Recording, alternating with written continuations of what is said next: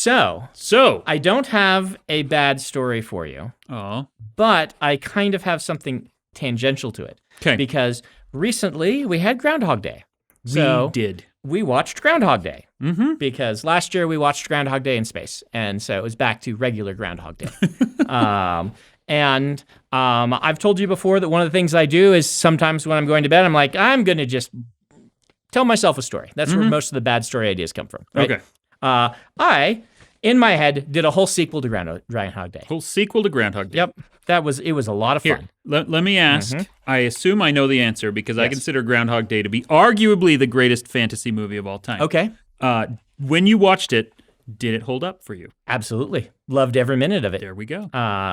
Great performances. Great, like the screenplay is fantastic. Yeah, absolutely hold up. Okay, it's one of those movies that I could watch. I can't watch a lot of movies over and over again, but if I can be watching technical details and just how they did the narrative in interesting ways, I really like Groundhog Day. Do you think that you like Groundhog Day in part because it is a roguelike? Maybe. Oh, a nice callback to a previous episode. Yeah. It is basically Life the Roguelike. But I went through a whole, and I did it my way. This isn't how I would actually do a sequel to Groundhog Day. I wouldn't, because Groundhog Day doesn't need a sequel, right? Like, that's the actual answer. But I am, as a person, I always like it when the magic doesn't go away. I don't want the world to become a less magical place. So in my version of it, he realizes that he has to get every day perfect, and he can't move on from each day until he gets every day perfect. And I, kind of was going on, what are the mechanics of this? What's his life like? That if each day he has to repeat and what does perfect mean, and all of that stuff. And it was a lot of fun. Okay. But it got me thinking about adaptation. And realized we haven't talked about adaptations. We haven't really talked about adaptation, but before we leave the topic, I want to ask you about other Groundhog Day style stories. Okay. Which are rare, but they're around. Like, did you watch Palm Springs? I have not seen any of the others. I haven't seen Happy Death Day. I haven't seen Palm Springs. I've only seen the two that I mentioned, Groundhog Day and Groundhog Day in Space. I haven't read any of the precursor stories, because apparently... Which one was Groundhog Day in Space? Edge of Tomorrow. Edge of Tomorrow, that's right. Yeah. Okay. It's not actually in space. Groundhog Day in the future. Very clearly a roguelike. Yes. With no question. Well, the one that I'm going to just pitch to you and then not talk about, because I want you to watch it unspoiled or untrammeled, is a Netflix series called Russian Doll. Okay. I've heard it's about like it. 8 or 10 episodes long. I know you in general are not really a TV guy. But I do like things with 8 or 10 episodes. That I do like. 8 or 10 episodes, very clear story. It doesn't do the thing where it resets the status quo at the beginning, which is kind of, most TV doesn't do that anymore. But genuinely one of the greatest TV shows that I've seen in years. Great. Really loved it. And in particular, the very specific twist that they put on the Groundhog Day style thing. Yeah. I adore it. Anyway, let's move on. Talk about adaptation. Yeah, I would like to write one of these someday, but I don't know if I ever could, just because Groundhog Day is one of those, such a defining part of the genre, and unfairly so perhaps, because I know, like I said, there are tons of precursors and things like that, but it's so good.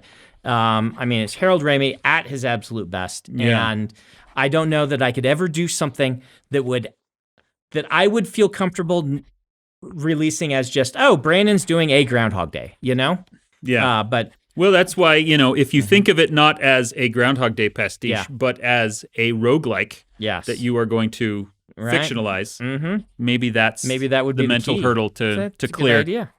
Let's talk about adaptations, though. Okay. Because this is kind of a sideways look at it, but we want to talk about the best books to film.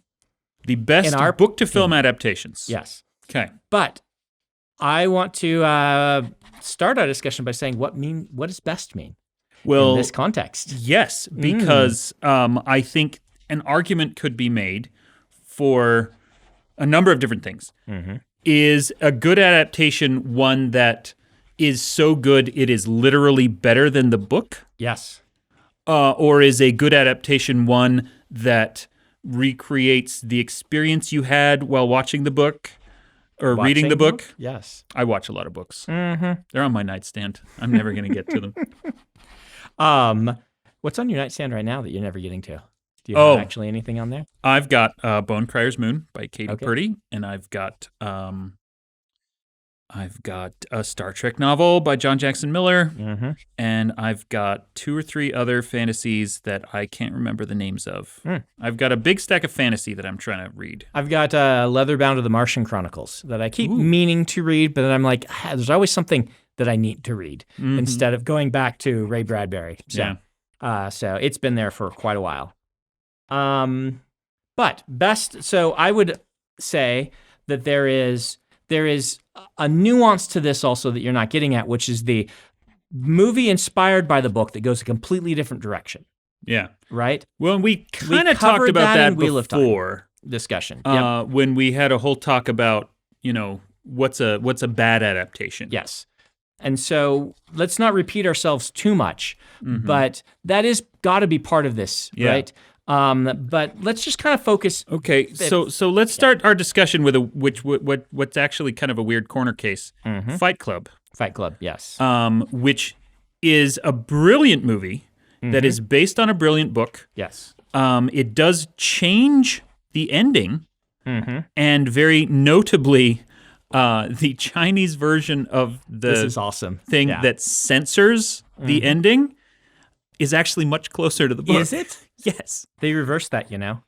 Did they? Did they take it out? They reversed the if you didn't know, it's so hilarious.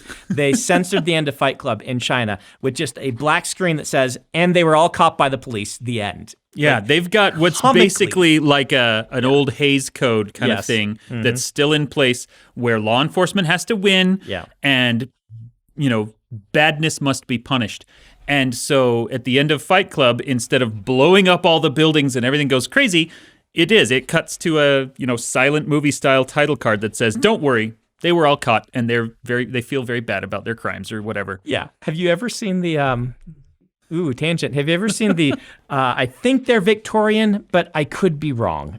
Somewhere late 1700s up to early 1900s England, adaptations of Shakespeare's plays where they decided the tragedies were too tragic and they rewrote the endings. I got shown one in my Shakespeare class at BYU, an actual stage, a modern redoing of this just so that they could capture it for everyone. And it was Romeo and Juliet.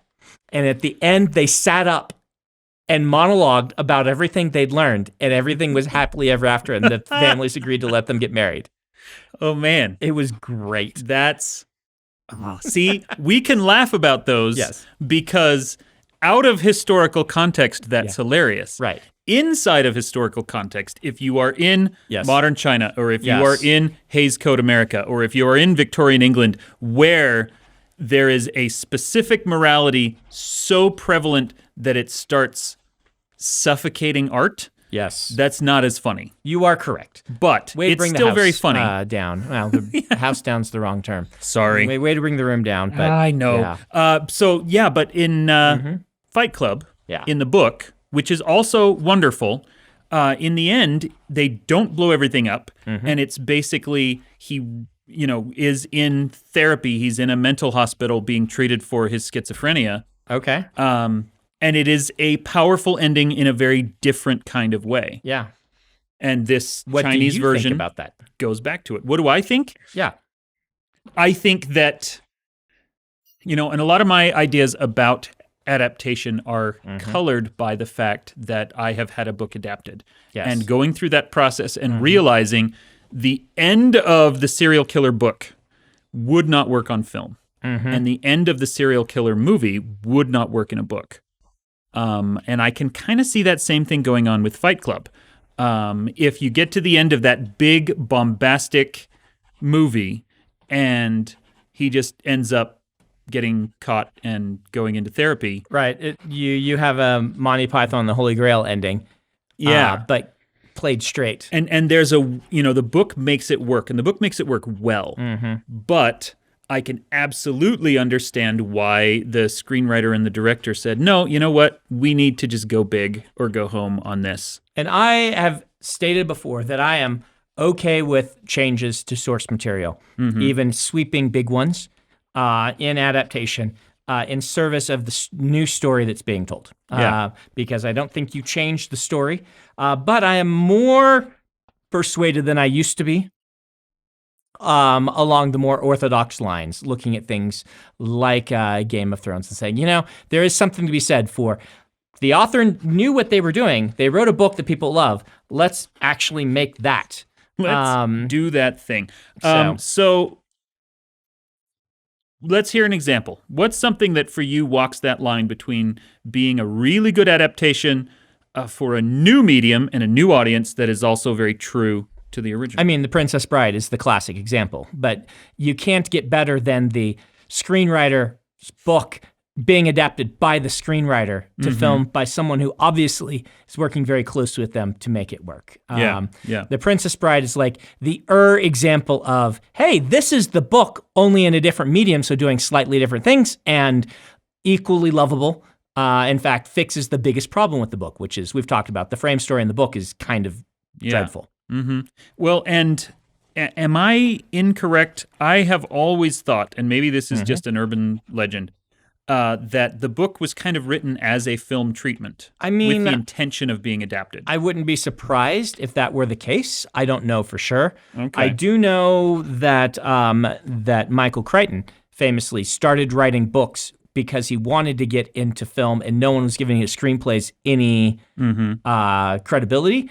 So he wrote books because authors have more credibility, novelists have more credibility, and then used that to get them adapted. Yeah.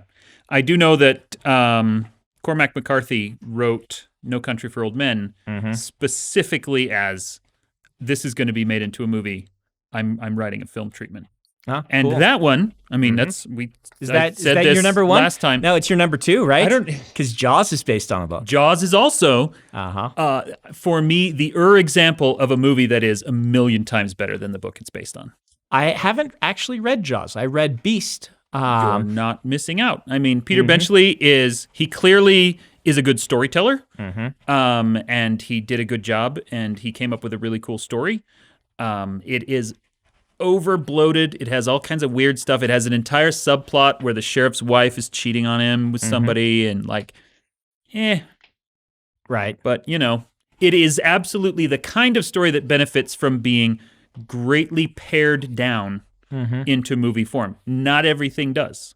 If you're going to pick the most agreed upon number one example of this, it's going to be the Godfather series, I would think. Almost certainly. Right? Yeah. Because I have not read those books, but a lot of people say the books are fine and the movies are these absolute cinematic masterpieces, right? Which I would agree with. They're just, one and two, one and half of two, I'll give you.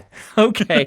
Are really, really fantastic, interesting movies. And they're that same era, right? They're that era of, we're going to take the pulp story and we're going to elevate them, and we're going to put one part blockbuster, one part pulp, one part some really great filmmaking prowess. And it's what gave rise to Jaws and to that and to Star Wars, which didn't have explicit source material, but is basically the same sort of thing. But we're going to take pulp and turn it into art. I mean, wiser men than either of us have done entire, academic treatises on the freedom of cinema in the 70s and all the awesomeness that it gave rise to. Yes. How about, now Michael Crichton Yes. is a good example. He is. What about Jurassic Park? So I prefer the movie.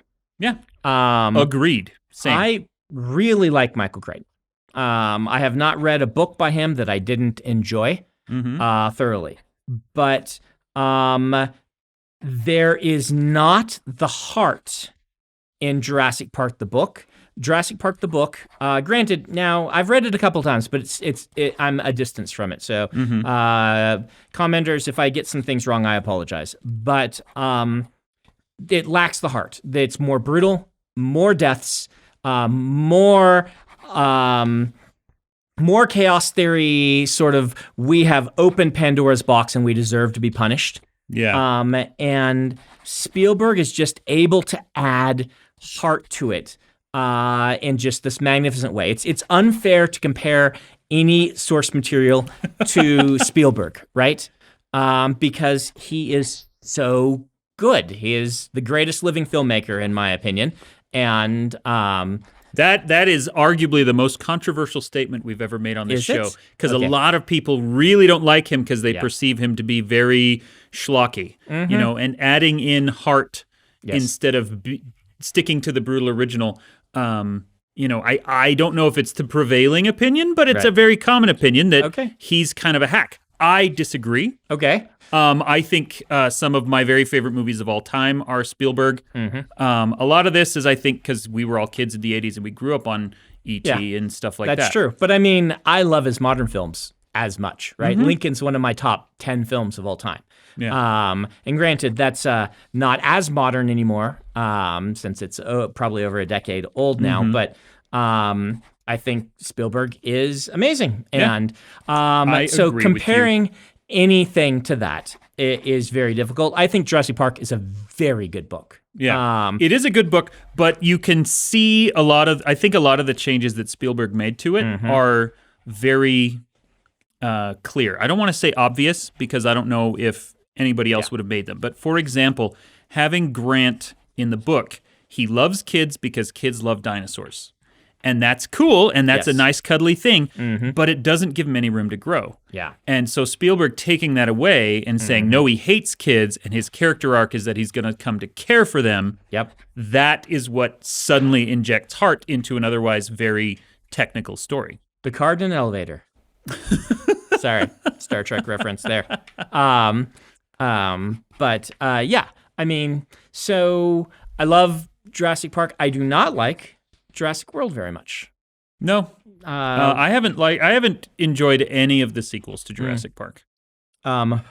It's just Jurassic World is fine, but it's what happens when you take Spielberg out of the movie, right? You end up with monster movie. Yeah. Which is fine. It's a competent monster movie with a bunch of weird decisions that bother me, but this is not a Jurassic World conversation. But yeah. Okay. Let me ask another potentially controversial one. Yes. Blade Runner. Blade Runner. I see Blade Runner's, I think, an excellent example of the filmmaker goes a different direction, changes some fundamental things, and makes a great film. I don't think Blade Runner, the book, like most Philip K. Dick, would make a very good straight adaptation, depending on your enjoyment of Through a Scanner Darkly or Through a Glass Darkly. Yeah, Scanner Darkly is my favorite Philip K. Dick book and my favorite Philip K. Dick movie. I think they did a brilliant job of it. It is also, in my opinion, the only faithful adaptation he's ever gotten. Absolutely. I mean, that's why I bring it up, because like, if you're going to adapt Philip K. Dick, here you go. It's a fever dream. Real weird, artsy.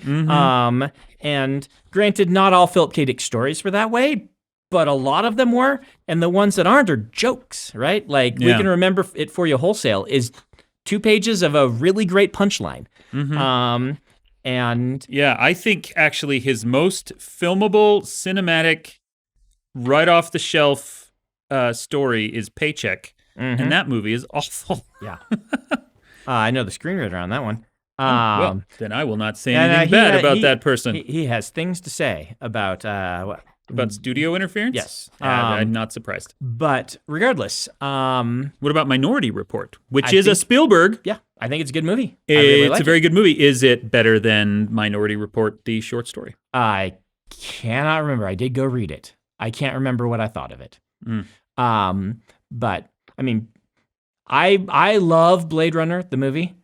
It is a real weird movie. So I understand there are people who do not like it, and I'm totally cool with you not liking Blade Runner, right? It is slow, but it's my favorite Philip K. Dick adaptation. Okay. For all its flaws. If there is an author, I'm sure that there's data on this somewhere, but in my opinion, Philip K. Dick gets adapted into screen a ton. He does. Maybe more than anybody else. If Well- anybody rivals him, maybe Stephen King. Even Ian Fleming. Okay, fine. Does he count? Does he count? Agatha Christie? Oh, boy. Okay.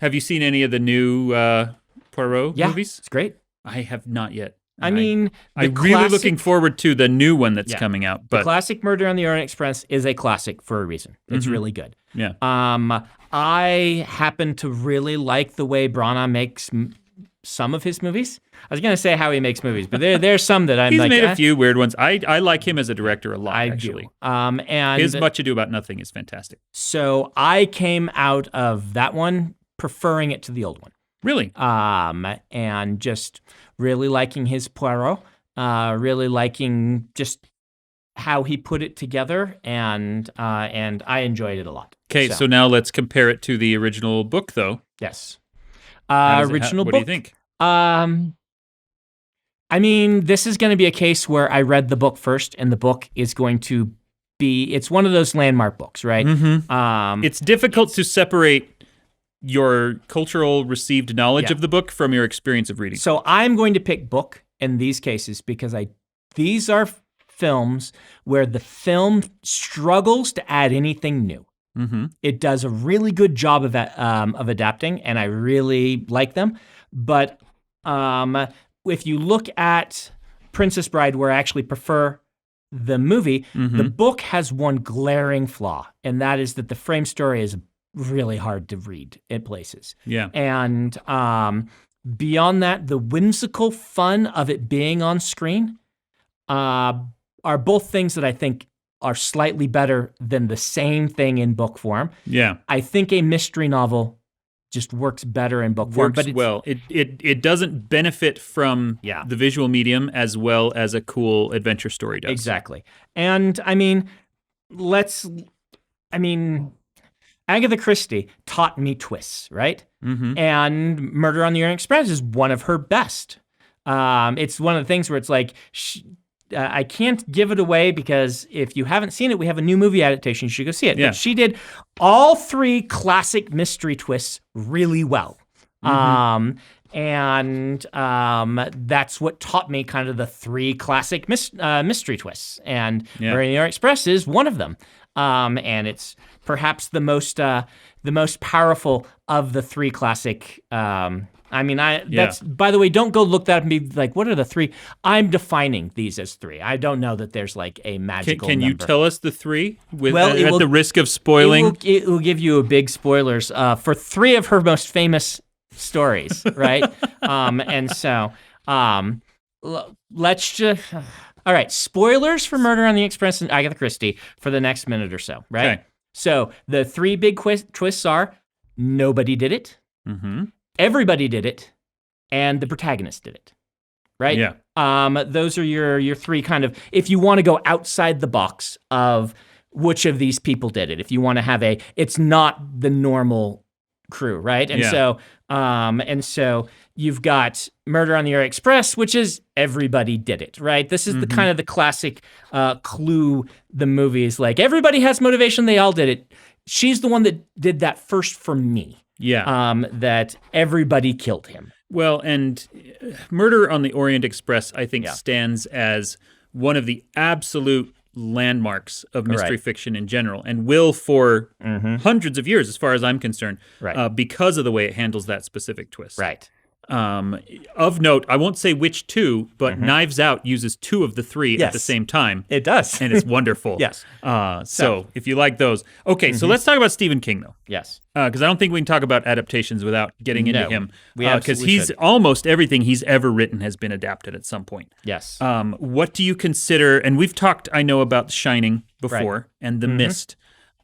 Something, each of them changed the thing drastically. Right. One of them he loves and one of them he hates. Yes. What about the other ones? What about something like Shawshank Redemption? I mean, Shawshank would be my favorite. Like, I would guess that's not a controversial opinion. Probably not. My favorite Stephen King adaptation. I think it's great. I think it's better than the short story, but that's because there's more time, right? Yeah. The short story is, even though, like, it just can't have the weight that the film can in that specific instance. So I would pick Shawshank the movie. Short stories are an interesting one to look at because you get into situations, like We Can Remember It For You Wholesale, where the brevity is what makes it work. And then you get something like Shawshank, which is a cool story that absolutely benefits from being deepened and broadened. Did you see New It? I have not seen the new It. Okay, I haven't either. So I don't know if we can... I don't love It, the book. Here's the thing. I like portions of it. There you go. I like half, maybe, of It, the book. But... I mean, it's one big, glaring, horrific thing that should, in my opinion, almost get it never, put out of print. Yes. Is never included in adaptations. Yes, they leave out the sewer scene. Rightly so. Stephen King, someone should have taken away his cocaine for that day and said, no. Or just said, I'm an editor. I'm going to rein you in a little bit. Yes. But beyond that, it has lots of cool nonlinear storytelling aspects going on that I really like. And other parts just don't work for me. Yeah. So I did like the old TV show quite a bit, but I think that's just Tim Curry being Tim Curry. Yeah. Was that a TV show? Or That was a miniseries. That was a miniseries. Television miniseries. Okay. Did you watch the Stand miniseries? I did watch the Stand miniseries. I loved that, and it's good. That's one that I actually liked better than the book. Okay. And the book again, it's from the same kind of period of King's career, where he was writing big, huge things, and no one was telling him when to trim it. And so it did benefit from adaptation because a miniseries gives it room to breathe and gives you time to get into all the complexity while still cutting out the fat. I'll agree with you on that one. I am very fond of The Stand, the book. And I maybe shouldn't be because it has the same problems as you're talking about. But I just enjoyed that book for just reasons that I'm not sure I can completely identify. Articulate. And that's fine. Have you watched any of, and I assume the answer is no, the modern Stand TV series? I have not. It is not great. Okay. It does not hold up. Okay. I think that the miniseries did a really good job. Of fun note, the house that they move into, that miniseries was mostly filmed in Salt Lake City. Oh, and the house that they move into where Ruby lives, that's around the corner 2 doors down from my grandparents' house. Okay. And they set up craft services on my grandpa's front porch. Yeah. Isn't that supposed to be Nebraska? I think so. Yeah. Because, Nebraska, right? I grew up in Nebraska, so I'm identifying Nebraska. But so, there you go. They there's all kinds of really recognizable landmarks. If you go back and anyone out there who wants to watch it, they hold their town hall meetings in the Rio Grande train station that's downtown Salt Lake City. Okay. And a lot of the houses are up in the avenues. The one where there's a big explosion that blows out the windows in episode 6 or 7, that was 2 doors down from my best friend in high school where he lived. So yeah. Okay. They asked that family, hey, can we set off a bunch of explosives in your house? It might ruin the carpet and the curtains. And he's like, well, will you replace them? They said, sure. So they remodeled their house on the Stand's operating budget. Okay. Very cool. The thing about Stephen King is I feel like you've got a bunch of different eras of King, but 2 of them are the big bloated King, which works well as miniseries, as we've talked about. Yeah. Another era is one cool idea taken to just creepy enough a level and then cutting, right? This is your Children of the Corn and your Pet Cemetery and these sorts of things. I'd put Thinner in that category too, which had a really bad made-for-TV movie that I still creeped me the heck out. And I feel like these are about the experience to the point that the short stories work better for me. Children of the Corn is a great example. Children of the Corn I don't think can work as a movie. You have to put too much plot into Children of the Corn in order to make it work as a film, and that's not the point. The point is, and then you're done. And I just don't think that works in movie form. Pet Cemetery obviously has an escalation, so it's different. And so that's really cool. But still, I feel like they had too much plot to some of these. Now, Pet Sematary is an interesting one to point out because, and again, I have no actual data to back this up, but I would suspect that Pet Sematary might be his most adapted book. Okay, I wouldn't be surprised. It's come into so many different versions, and it's been adapted into different, there are things that are clearly based on it, just kind of paying lip service to it. I don't know if that's true or not, but it feels true to me, which in the modern era is all that matters. What about Carrie? I am fine with Carrie, both book and film. I have not read Carrie, so I can't really speak to its adaptation. But it's that really early King era where love the book. Yeah, I mean the movie. Film. Yeah. Doesn't speak to me the way some others do, but I enjoy it. It is obviously iconic, right? Yeah. Was it Carrie or Cujo that he sold first? That famous story comes about. I want to say that it was Carrie. Yeah. Yeah. It's Carrie, Cujo, or the car one, Christine. One of those that, like, maybe there's a story about him throwing it in the garbage and his wife getting it out and something like that. The throwing it in the garbage one, I think, was Christine. Okay. But I think Carrie was his first actual sale. And, there's stories about his first sale where I'm paraphrasing and probably getting this really wrong, where he's on the phone with his agent. And the agent's like, we got an offer. It's $400. And King's like, $400? Wow. It's like, no, $400,000, Stephen. He's like, okay. That kind of conversation, but that might be apocryphal. So I don't know. Okay. While we're talking about creepy horror thriller novels. Okay. Have you read any Thomas Harris? Have you read Silence of the Lambs? Not read any Thomas Harris. I have only seen the movie. I have not seen also I haven't seen Hannibal or read any of the sequels or anything like that. So I'm not a good... Silence of the Lambs is the only one of his books that I've read. Okay. I think I have seen all of the movies. Okay. All of the Clarice Starling and all of the Hannibal Lecter movies.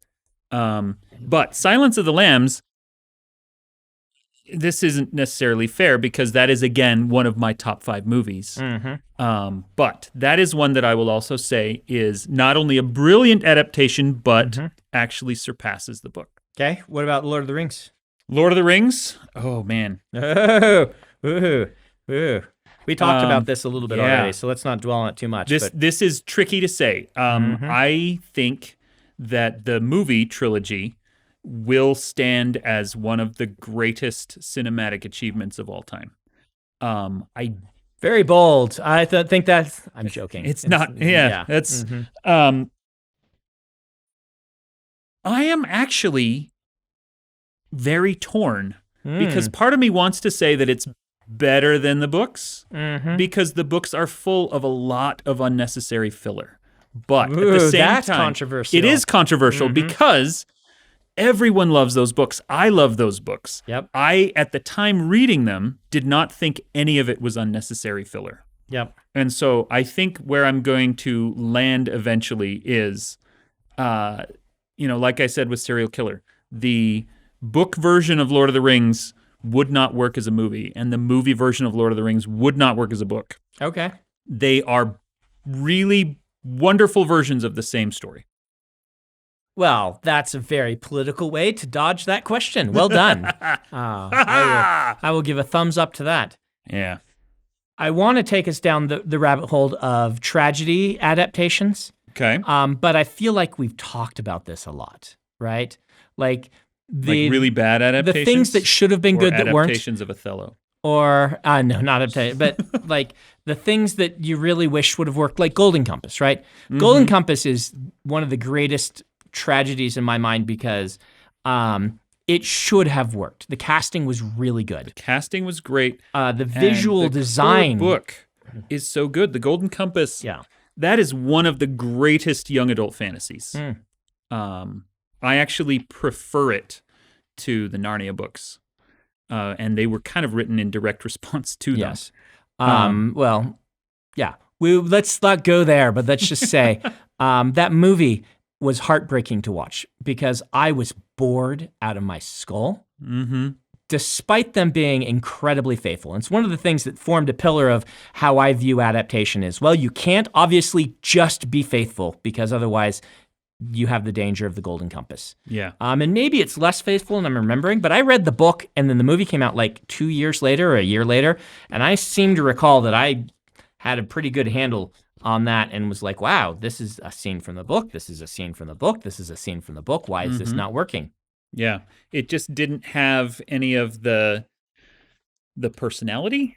Maybe? I don't even think it's that. Or the magic. So my belief, and again, this is just basing it off one thing. My belief is that the pacing and methods of doing dialogue, the methods of building chapters and things in a book are just so fundamentally different from the cinematic form for most people. Some people, obviously, it's different. Yeah.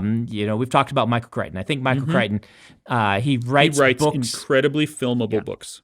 But in a lot of cases, it's just you have to be able to break the thing down to its core and rebuild it to something that is capturing the essence. And they instead tried to adapt straight across, and you ended up with book pacing in a movie which was boring.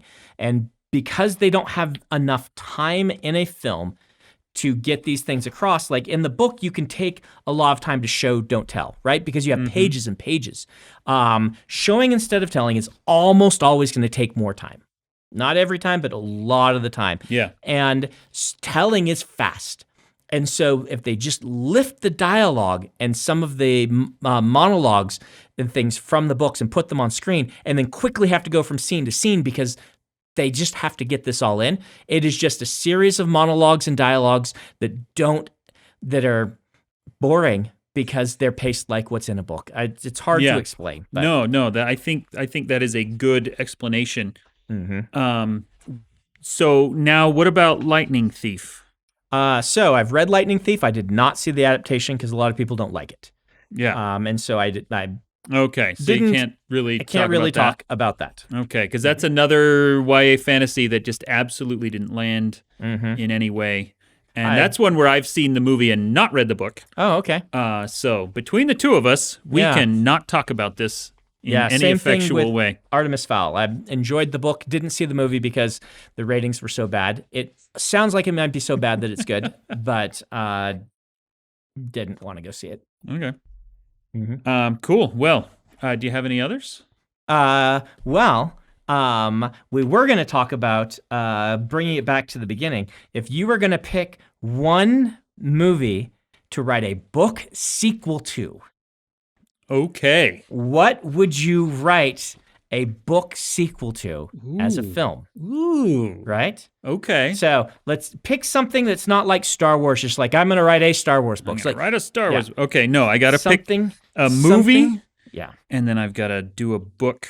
Yeah. Follow up to it. And it can be one that did have a follow-up. Like if you wanted to pick Jaws, I think there is a Jaws sequel that Benchley wrote. Yeah. But you could go ahead and write your own. No, honestly, my mind goes immediately to thrillers, which is kind of the same thing as you can't just pick Star Wars, right? Like if I pick French Connection or The Conversation or something like that, that's basically, I'm going to do a crime thriller or a spy thriller with the same characters. Yeah. That feels like cheating to me. Maybe. I mean, maybe you can do one of those and something else, because the thing I would most like to write probably would be an Indiana Jones, but by my own rules, that's not allowed, right? So I think we can allow it if you can tell us what you would do. Oh, I have no idea. I'd have to think about it a lot. Okay. I haven't actually given that thought. Maybe that'll be. I mean, they're working on a fifth Indiana Jones right now, which is weird because there was never a fourth one. Yeah, why would they do fifth? The puzzle of taking Indiana Jones and figuring out what to do with it now that he's old. Yeah. Is one that I'm very interested to see how they solve. And that is a compelling storytelling problem for me. Okay. That's interesting. I'm very tempted to lean toward like a Batman Beyond model where Indiana Jones is so old and so broken by running away from boulders and Nazis and who knows what else for decades on end that now he's just the guy in the chair for some new guy. That would be a very hard sell in a movie because nobody wants to see, pulling an example out of the air, Shia LaBeouf as the new Indiana Jones, right? Nobody wants to see somebody wear that hat who isn't Harrison Ford. But I think in a book, you could do it. I disagree a little bit. I think what went wrong, potentially Shia LaBeouf, which he's actually good in that film. He is. That's not the problem with that film. The problem is we don't want a Indiana Jones legacy. But I think we would be totally fine, at least I would be totally fine with another person wearing the hat and being Indiana Jones. I don't think that Harrison Ford was so iconic. And maybe this is just because as soon as I saw the screen trials for Mustache Man, what's his name, Magnum P.I., in that role, I immediately am like, oh yeah, I could totally see Spielberg directing this guy and making a different take on him, but a good one. I totally can see somebody else as Indiana Jones. But if you're going to have Harrison Ford in it, he needs to be telling a story, and it needs to be him for 5 minutes, a la the beginning of the Young Indiana Jones Chronicles. Yes. And then a new adventure of Indiana Jones in the past. And you can then leave him with somebody else. His happy ending with Marion if you want to from movie 4. And it can just be he's telling his story, and then you flash back and we get a whole Indiana Jones adventure. I don't love that style of storytelling, but if you're going to put Harrison Ford in it, that's what my it needs to be. Solution to it. I don't think Harrison Ford wants to be an action hero anymore. I don't think he works really well as an action hero anymore. I think the idea of trying to adapt that character and that style of storytelling to a different era is interesting. That is. There's a big part of me that agrees with you, and what I want to see is a different actor take on the role, in the same way. And I, one thing that always delights and puzzles me is how we are so protective of movies in a way that we are not protective of plays. No. Plays are intended to be made over and over again with different sets and different casts, but the same words. And, we've seen a bunch of people play Hamlet, and the idea of anyone other than him playing Indiana Jones feels anathema to us. And that's interesting to me. But I would love, for example, the example I always used to use was Knight Rider. I want to see somebody take all the old Knight Rider scripts, treat them as plays, and just remake them. New characters, new actors, new effects, new everything, but the exact same scripts. That's what I want to see. How's that, Ben?